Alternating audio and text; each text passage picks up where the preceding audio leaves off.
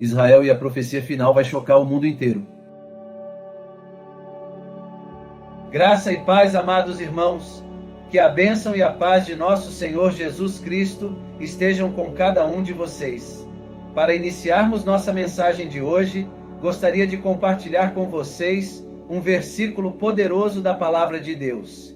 Porque eu sei que os pensamentos que tenho a vosso respeito, diz o Senhor, pensamentos de paz e não de mal, para vos dar o fim que esperais. Jeremias 29, 11. Antes de mergulharmos no tema impactante de hoje, intitulado Israel e a profecia final, vai chocar o mundo inteiro, gostaria de pedir um favor especial a você, nosso querido espectador. Se você está gostando dos vídeos que compartilhamos aqui e deseja acompanhar mais conteúdos inspiradores como este, por favor, inscreva-se no canal Profeta Pastor Marconi Silva. Ative o sininho para receber todas as notificações e deixe seu like.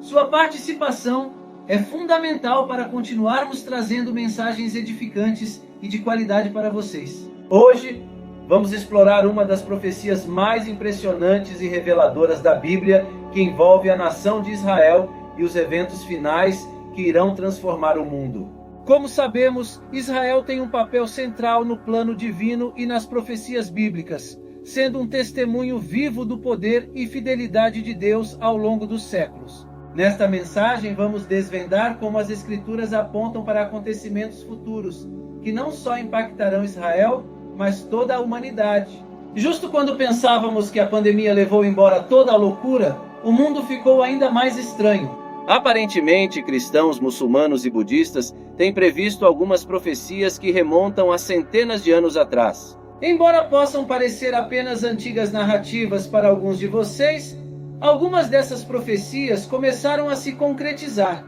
E para ser honesto, está ficando um pouco assustador. Então, quais são essas profecias? Cristãos, muçulmanos e judeus consideram Israel, uma nação no Oriente Médio, às margens do mar Mediterrâneo, como a terra sagrada. Sua capital, Jerusalém, abriga a maioria de seus locais sagrados, incluindo o Monte do Templo, o Muro das Lamentações na Cidade Antiga e o Monte Sião. Tanto no judaísmo quanto no cristianismo, Israel é reverenciado como uma terra santa, enquanto Jerusalém é tida como cidade sagrada.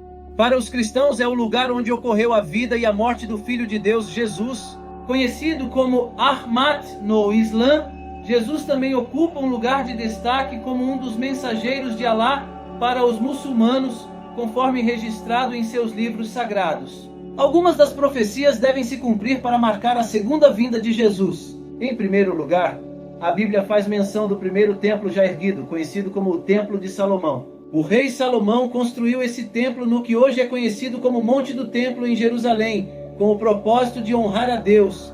Esse templo existiu entre os séculos G9 a.C., mas foi destruído durante o cerco babilônico a Jerusalém sob o reinado do rei Nabucodonosor. Após a devastação do Templo de Salomão, o segundo templo, mais tarde conhecido como o Templo de Herodes, foi erguido. Inicialmente era um local de culto modesto, porém foi posteriormente redesenhado e reconstruído com enormes paredes e colunas sob o reinado do rei Herodes. O segundo templo permaneceu em pé por mais de 580 anos, até ser novamente destruído pelos romanos durante a invasão de Jerusalém. A ideia de construir um terceiro templo surgiu logo após a destruição do segundo. Desta vez, os judeus estavam decididos a erguer um templo que não fosse sujeito à destruição.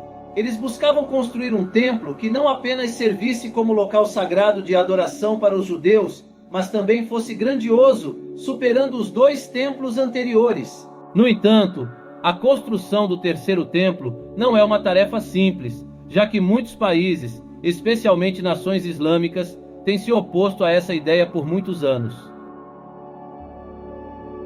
Jerusalém é uma cidade compartilhada com a Palestina, e alguns países reconhecem Jerusalém Ocidental como a capital de Israel, enquanto consideram Jerusalém Oriental como a capital da Palestina.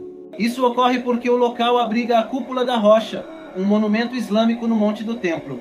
Visitantes judeus são desencorajados a entrar no complexo, e judeus são proibidos de realizar cultos ali, Mas isso não é tudo.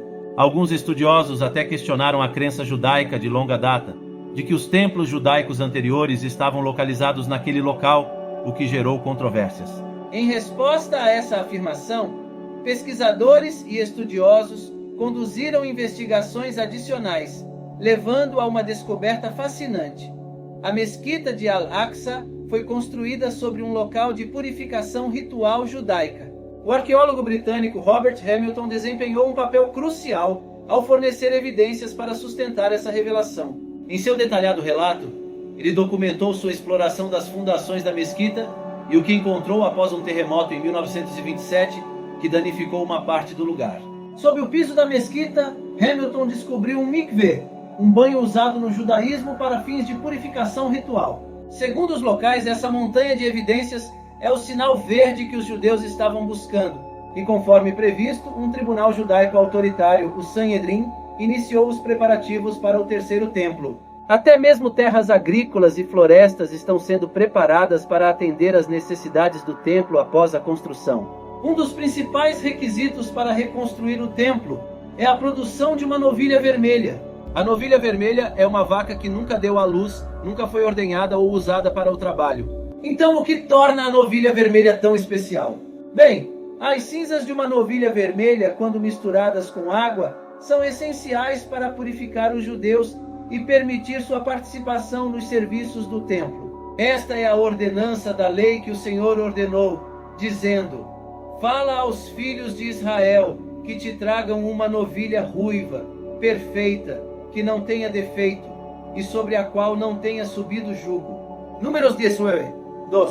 O rabino Yitzhak Richmond, um respeitado líder religioso em Israel e ex-diretor internacional do Instituto do Templo, tem estado profundamente envolvido na missão de trazer uma novilha vermelha, imaculada e intocada de volta a Israel. A razão para se esforçar tanto nesse processo de purificação é garantir que ele siga os passos prescritos na Bíblia, especificamente no livro de Números 19. A jornada para trazer de volta a novilha vermelha, um elemento crucial na reconstrução do templo, não é tarefa fácil. Com apenas 9 novilhas vermelhas usadas em rituais de purificação ao longo de 1000 anos entre o primeiro e o segundo templos, não é surpresa que elas se tornaram extremamente raras. No entanto, esse pequeno contratempo não iria impedir o rabino Yitzhak Richmond. Ele e outros rabinos conhecedores do Instituto do Templo embarcaram em uma missão ambiciosa e estão dispostos a ir a todos os extremos para conseguir o que desejam. Para produzir uma novilha vermelha, recorreram à tecnologia científica moderna e à especialização de um criador de gado que entendia as complexidades da criação de animais. Usando embriões congelados de angus vermelhos da América do Norte, eles os implantaram em gado doméstico de Israel. Mas a criação de uma novilha vermelha não é uma tarefa simples. Ela deve nascer em Israel e estar completamente livre de quaisquer imperfeições físicas ou defeitos. E purificará o santuário, e tomará da gordura da oferta pelo pecado, e a queimará sobre o altar. Levítico 16, 25. Não deve ter marcas, manchas ou anormalidades que prejudiquem sua aparência perfeita. Além disso, a novilha vermelha não deve ter sido usada para qualquer trabalho, especificamente o arado, pois precisa permanecer intocada e dedicada ao propósito dos rituais do templo. Como mencionamos antes, o rabino Yitzhak Richmond não deixaria nada atrapalhar seu caminho.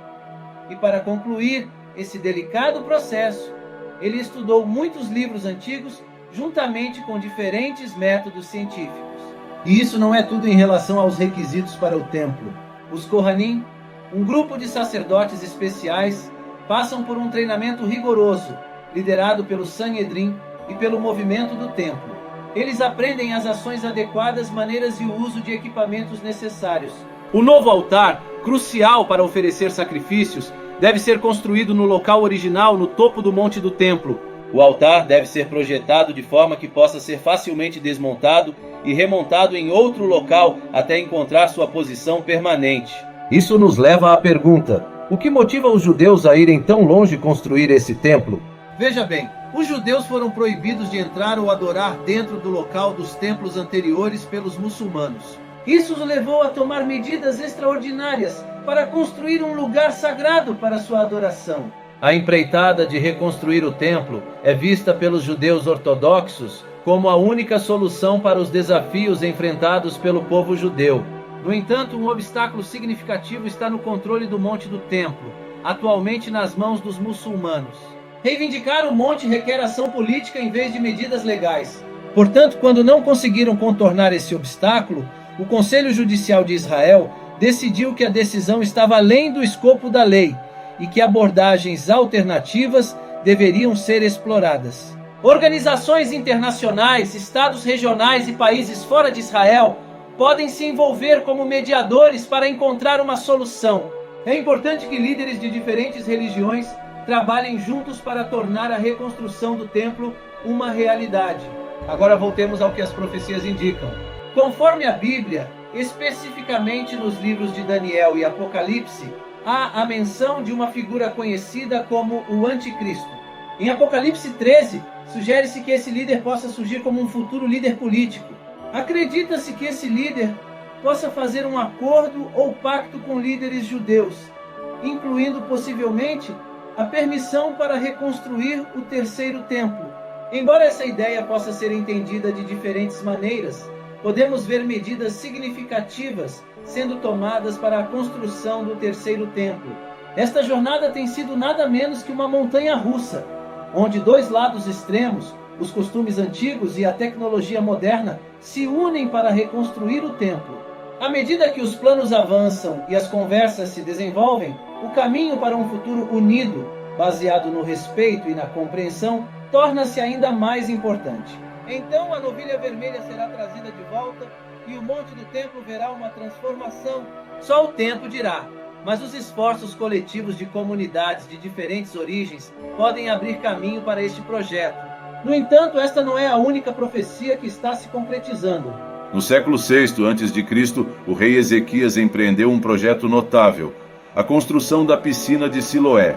Esta piscina servia como a única fonte de água doce na antiga Jerusalém, garantindo um fornecimento constante de água.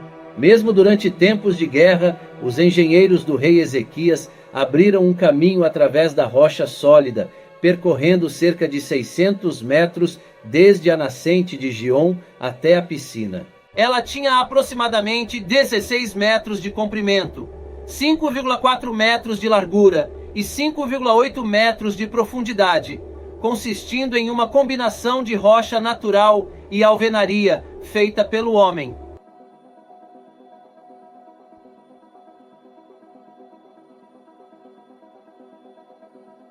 Infelizmente, quando os babilônios atacaram Jerusalém, o segundo templo não foi a única coisa destruída. A piscina de Siloé também não escapou de sua fúria. Durante o tempo de Neemias, foram necessários quase 70 anos para reconstruir as muralhas de Jerusalém, e para reparar a piscina de Siloé foi necessário tempo adicional. A piscina passou por mais reconstrução e expansão durante o reinado de Herodes o Grande. Ela se tornou um local de encontro para os pobres e doentes que vinham tomar banho em suas águas. A proximidade da piscina com o templo a tornou especialmente significativa durante a festa dos tabernáculos, um evento celebratório em Israel. Fala aos filhos de Israel dizendo: aos 15 dias deste 7º mês será a festa dos tabernáculos ao Senhor por 7 dias. Levítico 23, 34. Essa festa, conforme instruído pelo Senhor em Levítico capítulo 23, versículos 34 a 43, foi designada para que os israelitas se lembrassem de sua libertação do Egito. Durante 7 dias, a partir do 15º dia do 7º mês, os israelitas eram obrigados a residir em barracas temporárias ou abrigos. Essa celebração visava garantir que as gerações futuras percebessem a importância de seus ancestrais terem vivido em tais barracas após sua libertação. As festas têm um lugar especial na tradição israelense, servindo como lembretes de eventos históricos importantes e simbolizando a liberdade. A água da piscina de Siloé desempenhou um papel crucial nos rituais cerimoniais da festa dos tabernáculos, devido à sua proximidade com o templo. Essas cerimônias faziam parte vital do patrimônio cultural e religioso de Israel, conectando-os ao seu passado e lembrando-os de sua jornada da escravidão para a liberdade. A festa dos tabernáculos, também conhecida como Sukkot, é uma celebração que nos lembra como Deus salvou seu povo do Egito e lhes forneceu comida durante sua permanência no deserto. Sabemos o que você pode estar pensando. Como os judeus modernos sabem como construir barracas? Bem, a Mishnah é a resposta para a sua pergunta. Ela é uma coleção de ensinamentos judeus contendo instruções sobre como construir barracas temporárias para habitar durante essa festividade. O Sukkot geralmente ocorre após a temporada de colheita, e as pessoas expressam sua gratidão a Deus enquanto esperam por chuvas abundantes. Muitas pessoas de todo o mundo consideram isso uma grande tradição. Durante a festa, antes do sacrifício da manhã, um sacerdote pegaria uma jarra de ouro e a levaria até a piscina de Siloé. Ele a encheria de água e a levaria de volta ao altar em meio aos gritos alegres do povo. Enquanto a multidão cantava os salmos 113 a 118, o sacerdote derramaria a água no lado oeste do altar, simbolizando Isaías 12:3. E vós, com alegria, tirareis águas das fontes da salvação. Isaías 12:3. A piscina de Siloé permaneceu oculta por muito tempo, até sua descoberta em 2004, durante a escavação de uma linha de esgoto. No entanto, apenas uma pequena parte de seus 16 metros de comprimento foi revelada até agora.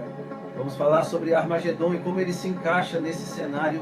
Quando ouvimos essa palavra, muitas vezes pensamos no filme Armagedon e no fim do mundo. Embora destaque o fim do domínio humano, não é o fim da própria Terra.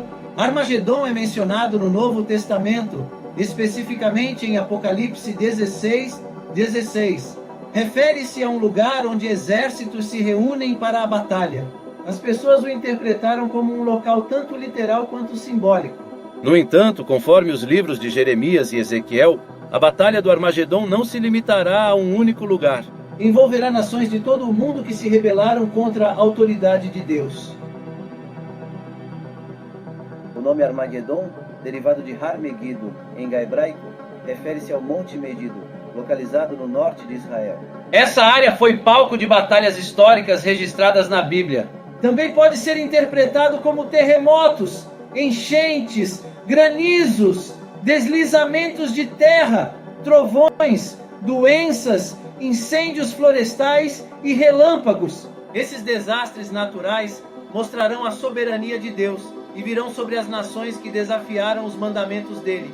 E como temos testemunhado nos últimos anos, não tem faltado esses desastres em diferentes partes do mundo. E ajuntou-os no lugar que em hebreu se chama Armagedon. Apocalipse 16. O Monte Megido tem um significado profético profundo, sendo o local onde as forças do bem e do mal se enfrentarão na batalha final. As Escrituras descrevem essa batalha como um confronto épico entre as forças de Deus e as forças das trevas, culminando na vitória divina e no estabelecimento do reino de Deus na terra. Para concluir, amados irmãos, vemos que as profecias bíblicas sobre Israel estão se cumprindo diante de nossos olhos, preparando o caminho para os eventos finais que transformarão o mundo. A reconstrução do terceiro templo e os sinais proféticos nos lembram da soberania de Deus e da iminência do retorno de Jesus. Que possamos permanecer firmes na fé, buscando a orientação do Espírito Santo e vivendo em obediência à sua palavra. Aceitar Jesus como nosso Salvador é uma decisão que muda vidas e transforma destinos.